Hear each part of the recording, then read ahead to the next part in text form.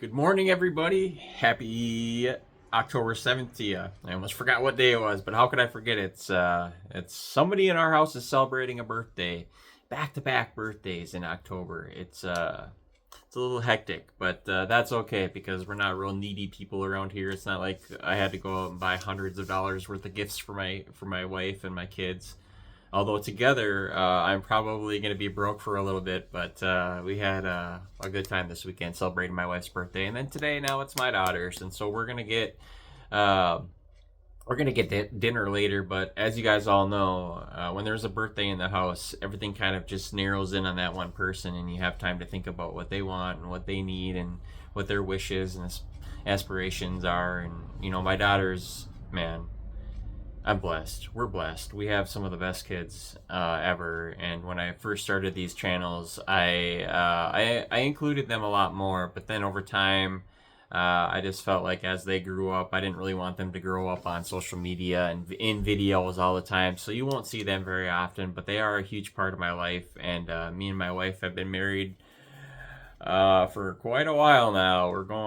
We've been together for what, almost 15 years. This February will be 15 years. So we celebrate and commemorate that time by being trusting of each other and allowing each other to make mistakes. And now we both go to therapy and we both do things that we do to better ourselves. I didn't come on here to talk about them or my family or my wants and wishes, but I came on to talk to you guys about recovery. And as of late, we've been talking about relapse prevention. And yesterday, I covered a little bit of this in my live streams that I had. And I had a couple live streams because I was really feeling it yesterday. And by way of a live stream yesterday, I got invited to a California AA meeting at 8:30 on Monday mornings, 6:30 their time. So if anybody else is interested in joining me in that AA meeting, I'm gonna be going this Monday and checking it out, getting my feet wet. And Matt, the garbage man, actually, thank you, Matt, was the one who told me about it. He emailed me and sent me an email about the opportunity to hang out with some people in the program. And so that right there in and of itself is relapse prevention. That's the whole point of the conversation that we have today about recovery, is because a lot of us take a lot of time and we plan, we prepare, we predict, we think, oh, I got to do this, I got to do that. You look into the future, you get your calendar out and you execute, right?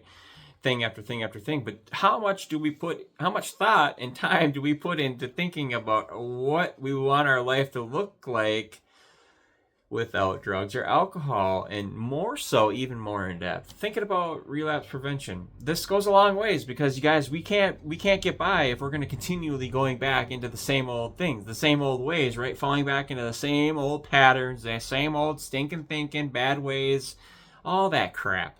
We're over that. We're moving on to the next stage of our life, which involves total abstinence from those things, people, places, and things, right? Like drugs and alcohol that made our life unmanageable and to a degree insane, right? We weren't able to execute what we wanted to execute every day as way of our plans because we had too much in the way of an addiction or a substance or a behavior or a pattern. But if we fall back into addiction, all that we're asking for and that we're seeking is going to get washed away because we are not building our house or our foundation on a firm foundation, right? If we have reservations, and let's talk a little bit about reservations. When I used to go to treatment, I used to go to a 30-day program, and I've probably been 5 or 6 different programs, and then I went to a really lengthy one, and so many outpatients, and a lot of the times I would go into those treatments thinking about how after I'm better, I could take a drink again. And alcohol really was truly my that was my Achilles heel. That was my kryptonite, alcohol, right? I was able to quit drugs almost 15 years ago, right?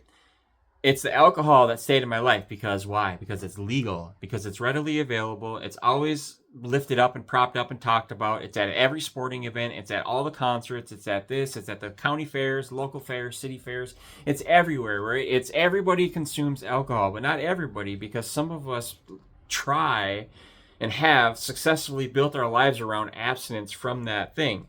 So the alcohol what happens is I'd go to treatment and I would think, oh man, one of these days when I get out of treatment and I get better, I'm going to be able to drink beer again, right? I'll have a beer.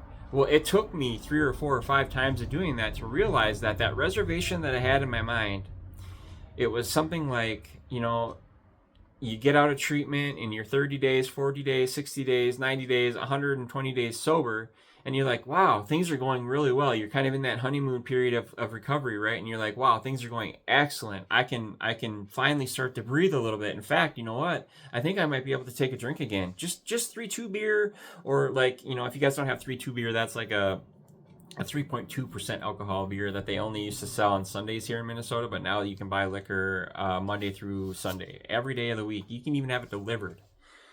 But think about drinking 3.2 beer. It's just 3.2 beer. It's a less alcohol. That's the madness, and that's the mind. That's the mind mental gymnastics we're gonna play with that reservation, because we're gonna think that we can drink again when absolutely 100% we can't and we shouldn't. So what happens is that perpetual reason comes up, or the perpetual reservation comes up, and you're thinking, oh, I think I'm better now after 6 months, a year, 2 years in. I think I'll be okay. I can just have one drink. That's the madness of it all, my friends. And that's how the cycle starts all over. So when we talk about relapse prevention, we're talking about not getting ourselves into those situations, thought patterns, ways and means of being, and those thinking reservations. Because you know what, you guys, we can't drink again. I'm sorry if that's news to you. If you are or were alcoholic, okay, if you have that in if you have that in your genes, and a lot of us do, we're alcoholic from basically from the moment we're born. We're destined to be that, right? Because that's what we ended up being. Some people, they can take a drink. Some people aren't alcoholic. Some people weren't born that way. Some people don't have it in their gene. Because a lot of us are predisposed to this genetic disposition because it runs in our family.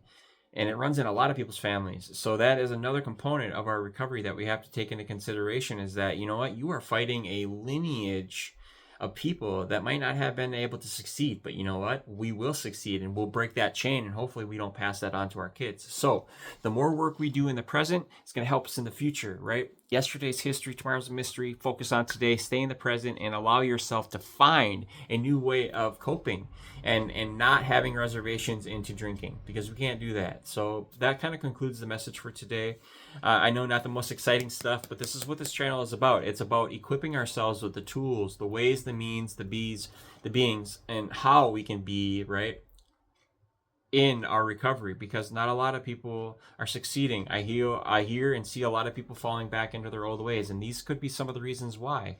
It's self-talk, it could be reservations, it could be the places and people that you're hanging around with, and it also could be that you're not equipped with enough knowledge or tools in your toolbox. So you need to go to more meetings, you need to get a sponsor, you need to read your big book, and you need to read whatever it is that's helping you spiritually, mentally, physically. We need to do those things. Exercise, find hobbies outside that will keep you in tune with nature. When you go outside and you're going to walk around in your yard, take your socks off, get grounded for a while. It helps out a lot. If you're going to get into the garden and plant things, do it. That is the number one thing that I don't regret ever getting into, and that is gardening. And I had but the fruits of our labor is paying off, because we had garlic, beans, and zucchini last night, and they were just phenomenal. So we got beans, and we got sunflowers, and we got all this stuff, tomatoes and cucumbers, and I also planted some flowers this year, some cosmic ladies, and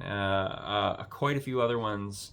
Some poppies and some morning glories, and I had kind of spread out all over, and had some sunflowers.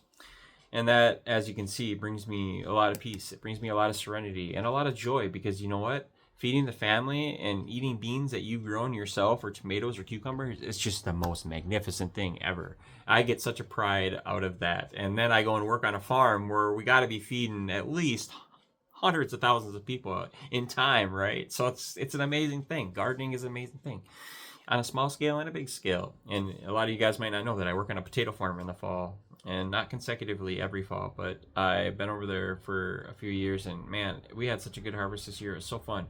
It was a good year, and I saw a lot of potatoes come through, and I was just thinking, man, each one of them potatoes is going to feed somebody. That's just an amazing thing, and you're watching hundreds of thousands of potatoes go through the line and the conveyor. It's just, it's magical. Maybe I see it in a different way than other people. Some other people are just like, it's just farming. Man, it's magical. It's a process, and it's helping a bunch of other people. So you guys be well out there. Have a good day. And if there's anything in your way, you guys tackle it with the fervor that you would when you were using, right? Because if we spent half the amount of energy that we did when we were drinking in active use and active drinking in our recovery, we're going to make it. So put a little bit more effort into it today. Have a good day. We'll see ya.